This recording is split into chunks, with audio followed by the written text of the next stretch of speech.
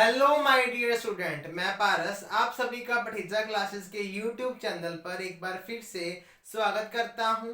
आज बात करने वाले हैं हम कि 10th के बाद कौन से कोर्स चूज करें या फिर कौन सी स्ट्रीम्स फाइंड आउट करें। ठीक है, जो हमें ऑलरेडी पता है। तो पहली बात तो ये जो भी स्ट्रीम्स हैं आपकी 11th क्लास की हैं। मतलब 10th के बाद जो बच्चा पढ़ाई करना चाहता है, जो बच्चा पढ़ना चाहता है, उनके लिए ये मैं सेशन लेकर आया हूं। तो पहले बात करते हैं हम साइंस स्ट्रीम की। तो साइंस स्ट्रीम मतलब जिसको साइंस के साथ प्यार है, जिसको साइंस के साथ खेलना है, जिसको प्रैक्टिस करनी है, प्रैक्टिकल लाइफ में क्या हो रहा है क्या नहीं हो रहा, साइंस के बारे में है। तो बेसिकली साइंस में दो पार्ट्स हैं, एक तो नॉन मेडिकल, दूसरा मेडिकल। नॉन मेडिकल में आपके पास कौन से सब्जेक्ट्स होंगे? 5। मेडिकल में भी आपके पास कितने होंगे? 5 होंगे। तो अगर मैं साइंस स्ट्रीम की बात करूं, टोटल नंबर ऑफ सब्जेक्ट कितने हैं? 5 है। पहला फिजिक्स है नॉन मेडिकल में, केमिस्ट्री है, मैथ्स है, जनरल पंजाबी है, जनरल इंग्लिश है। मेरे पास ये 5 सब्जेक्ट्स हैं नॉन मेडिकल। सेम फिजिक्स किस में है? मेडिकल में। केमिस्ट्री भी है, सिर्फ मैथ को रिप्लेस कर दिया बायोलॉजी से। जनरल पंजाबी भी वही है, जनरल इंग्लिश भी यही है। तो हमारे पास मेडिकल और नॉन मेडिकल किसके अंडर आते हैं? साइंस वाली स्ट्रीम के। टोटल सब्जेक्ट कितने चाहिए? 5। फिजिक्स की अगर मैं बात करूं तो फिजिक्स में क्या होगा? इलेक्ट्रिक सर्किट्स होंगे, प्रिज्म के बारे में बात होगी, लेंस होगा, मिरर होगा, स्ट्रक्चर्स होगी, डिफरेंट डिफरेंट गेट्स होंगे, व्हाटएवर।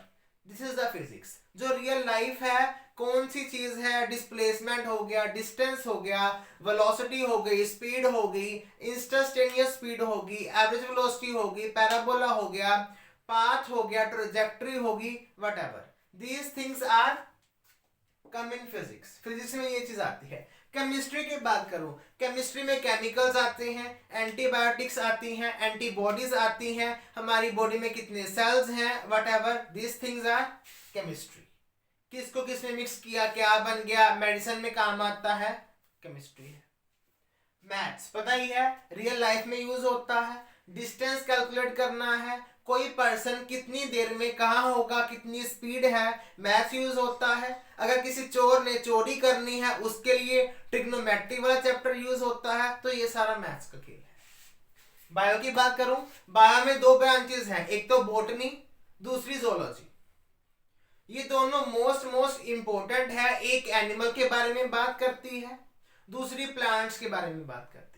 प्लांट्स के बारे में बात करें, उसको क्या बोलते हैं? बायोलॉजी की कौन सी ब्रांच है? वो बॉटनी है। बायोलॉजी की ब्रांच जो एनिमल्स के बारे में बात करती है, उसको क्या बोलते हैं? हम जोलॉजी बोलते हैं।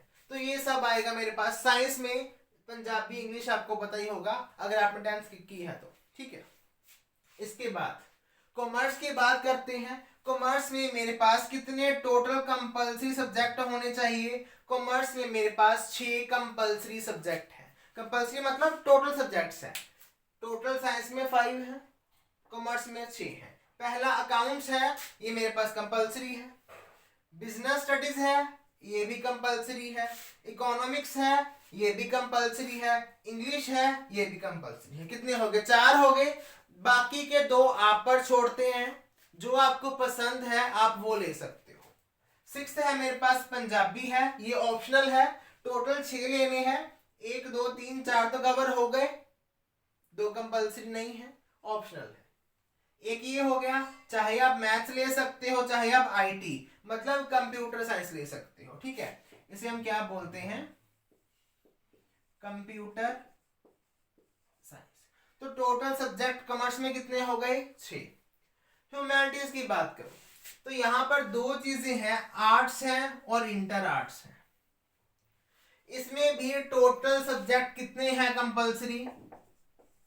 5। टोटल सब्जेक्ट 5 होने चाहिए। ठीक है, उन 5 सब्जेक्ट में से 3 तो कंपलसरी है।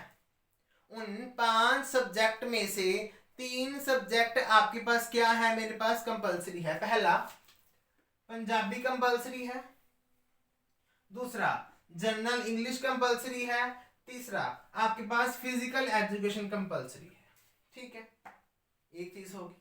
अब 2 सब्जेक्ट वो भी आप पर है, इन 10 में से 3 तो कंपलसरी है, 7 बच गए, वो आपकी इच्छा, आपको कौन से सब्जेक्ट प्रेफर करनी है। अगर आप प्रेफर करोगे मैथ्स को तो हम उसे इंटर आर्ट्स में इंक्लूड करेंगे, अगर आप मैथ्स को चूज करोगे तो उसे हम इंक्लूड करेंगे इंटर आर्ट्स में, अगर मैथ नहीं चूज करोगे तो simple it is a arts. ठीक है, अब 4 हो गए। ठीक है, 5वां, चाहे आप इलेक्टिव सब्जेक्ट रख लो, इलेक्टिव मतलब लैंग्वेज, चाहे आप पंजाबी लैंग्वेज रख लो, चाहे आप इंग्लिश रख लो, चाहे आप हिंदी रख लो। देखो पंजाबी तो इंग्लिश तो जनरल तो है ही, ये चीज तो है ही, आपके पास इलेक्टिव सब्जेक्ट पंजाबी भी हो सकता है, इंग्लिश भी हो सकता है और हिंदी भी हो सकता है, depending upon your state, depending upon that you that which is very useful to you, जो आपको पसंद लगे, अच्छा लगे, आपकी मातृभाषा हो, अच्छा। ज्योग्राफी भूगोल जिसे हम बोलते हैं, सिविक्स होगी मेरे पास नागरिक शास्त्र, 8th हिस्ट्री होगी मेरे पास जो हम इतिहास के बारे में पढ़ते हैं, पॉलिटिकल साइंस जो पॉलिटिक्स में क्या होता है वो है, सोशियोलॉजी मतलब 10वां सब्जेक्ट हो गया। तो मेरे पास ये टोटल सब्जेक्ट 5 है, इनमें से 3 तो कंपलसरी है, 2 आपकी इच्छा है। यहाँ सब्जेक्ट 6 है, 4 कंपलसरी है, 2 आपकी इच्छा है, यहाँ 5 है। ठीक है, 5 ही है यहाँ पे। अब कुछ सब्जेक्ट ये तो थे मेरे पास 5 सब्जेक्ट, 6 सब्जेक्ट 5, ये मेरे पास सब्जेक्ट क्या है मार्क्स वाले, इसके मार्क्स लगते हैं। ये सब्जेक्ट कौन से है मेरे पास मार्क्स वाले, ये कौन से मेरे पास मार्क्स वाले जो आप चूज कर सकते हो। बाकी के 2 या 3 जैसे हम क्या बोलते हैं उसको, एनवायरमेंटल एजुकेशन ईवीएस बोलते हैं, दूसरा कंप्यूटर साइंस हो सकता है, तीसरा वेलकम लाइफ हो सकता है। ये आपके सब्जेक्ट कौन से रहेंगे भाई, ग्रेड वाले, इनके ग्रेड लगते हैं, इनके बोर्ड में मार्क्स काउंट नहीं होते।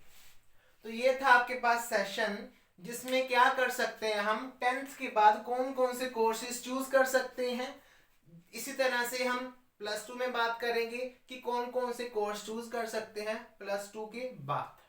आई होप आपको वीडियो अच्छी लगी होगी, इस इंफॉर्मेशन को आप ज्यादा से ज्यादा शेयर करें ताकि जिन बच्चों को, जिन लोगों को नहीं पता इस चीज के बारे में, उनको अच्छे से लग सके पता, ताकि वो इजीली वे से 11th क्लास में एडमिशन ले पाए 10th के बाद।